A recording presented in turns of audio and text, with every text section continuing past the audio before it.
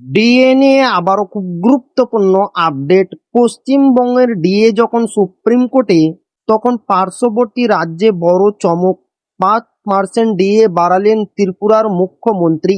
তো ভিডিওটি 1 সেকেন্ডের জন্য স্কিপ করবেন না, পুরোটা দেখবেন। চ্যানেলে নতুন হয়ে থাকলে অবশ্যই চ্যানেলটিকে সাবস্ক্রাইব করবেন এবং আমাদের পাশে থাকবেন।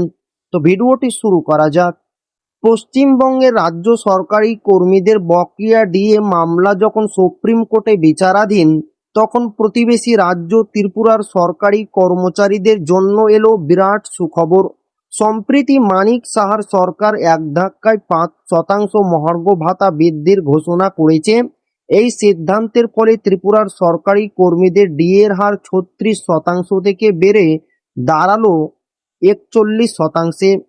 ত্রিপুরার মুখ্যমন্ত্রী মানিক সাহা জানিয়েছেন, এই ডিএ বৃদ্ধির ফলে রাজ্যের 1,02,563 জন সরকারি কর্মচারী এবং 81,019 জন পেনশনভোগী সরাসরি উপকৃত হবেন।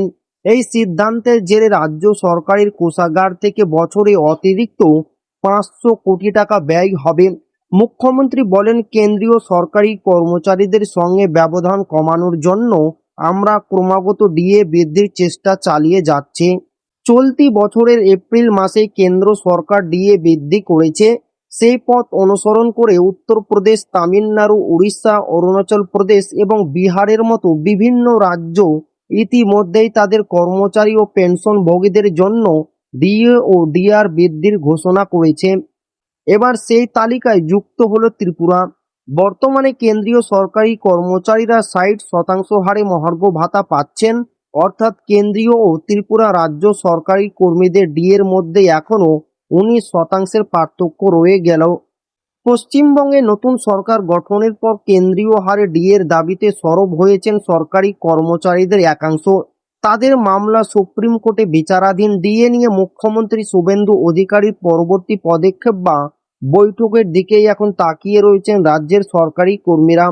পার্শ্ববর্তী রাজ্যের এই ডিএ বৃদ্ধির খবর স্বাভাবিকভাবে এ রাজ্যের সরকারি কর্মীদের মধ্যে নতুন করে আলোচনার সূত্রপাত করেছে। তো এই ছিল ডিএ নিয়ে খুব গুরুত্বপূর্ণ আপডেট যা আপনাদের মাঝে শেয়ার করলাম। তো আবারও দেখা হবে ডিএ রিলেটেড খুব গুরুত্বপূর্ণ ভিডিওতে।